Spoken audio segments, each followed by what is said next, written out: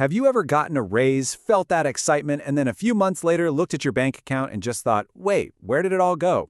It's this incredibly frustrating paradox, isn't it? Your income goes up, but your actual wealth seems to stay completely flat. Well, today, we're going to explore the invisible forces behind this really common trap. It's a question that can feel super personal. I mean, you land the better job, you get the raise you worked so hard for, but your net worth, it just doesn't seem to budge. The most important thing to realize right now is that this isn't some personal failure.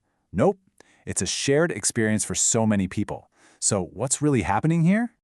The answer isn't just about earning more or working harder. It's about understanding an invisible system, and not some grand conspiracy, but a system of our own psychology. We're all wired with these predictable biases that make it incredibly easy to fall into financial traps, and, almost impossible to see them when we're caught in one. I like to think of it like this. It's a financial treadmill. As you increase your speed, that's your income, the treadmill speed magically increases right along with you. So you're putting in more effort, you're sweating more, but you're not actually moving forward an inch. In this explainer, we're going to decode that treadmill piece by piece. So let's get into it and decode this thing. We're going to start by breaking down the three biggest traps. These are the hidden forces that quietly and consistently eat away at your wealth. All right, first up is probably the most powerful trap of all, lifestyle inflation.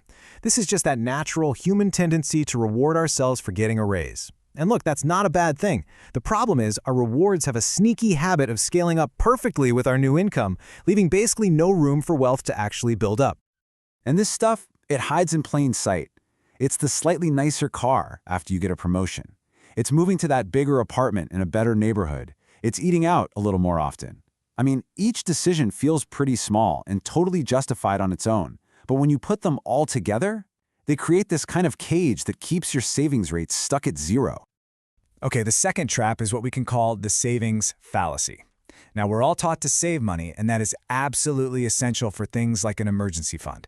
But as a strategy for building wealth, it's a losing game. A standard savings account just doesn't beat inflation, which means your money is actually losing its purchasing power every single day it just sits there. Just look at this. Let's say you have $10,000. Over a decade, in a typical savings account, it barely moves. But when you invest that same money in something simple, like a broad index fund, the power of compounding takes over. The growth can be absolutely massive. This really shows the critical difference.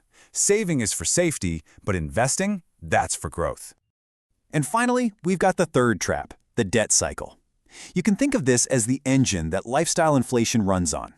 It's what happens when we use credit cards and loans to buy things that lose value, what we call depreciating assets, instead of things that gain value.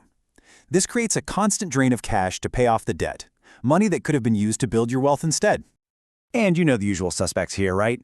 The car loan for a vehicle that drops 20% in value the second you drive it off the lot. The credit card balance that's just lingering from last month's dinners out. Each payment is like a small leak in your financial boat.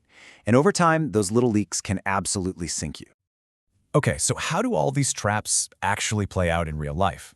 Let's walk through a single, really critical moment that can literally define your entire financial future. Imagine this. You just got a $10,000 raise. Congratulations. You worked hard for it. You've been rewarded. Now, after taxes, let's just say this adds about $600 to your monthly take-home pay.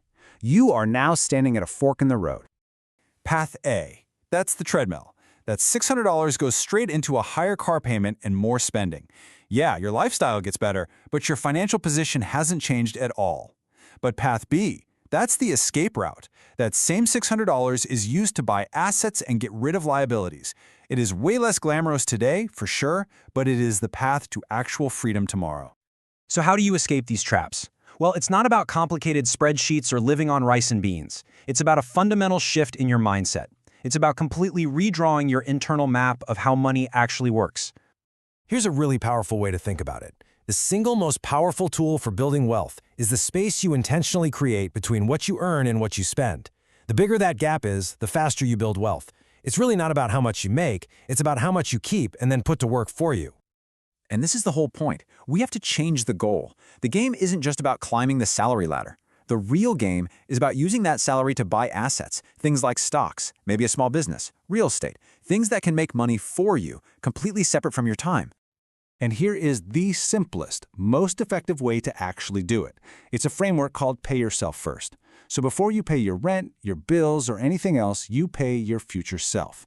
Automate a transfer from your checking account to your investment account on the day you get paid. Then, you just learn to live on the rest. It totally reverses the formula, and it guarantees you're building wealth every single month. So look, understanding the treadmill is the first big step. The next one is to actually start observing it in your own life, because knowledge only becomes power when you actually do something with it. Just take a second and think about it. Which one of these feels most familiar? Is it lifestyle inflation? You know, the pull of a nicer car? Or maybe it's that false sense of comfort from a big savings account that isn't really growing. Just being able to identify the trap is a huge leap forward.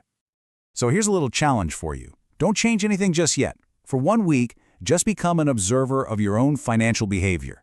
Maybe track one spending category, like coffee or eating out, and before you make your next big purchase, just pause and ask yourself, is this thing an asset or a liability? Is it taking me forward or is it just speeding up my treadmill? That simple question, it really can change everything.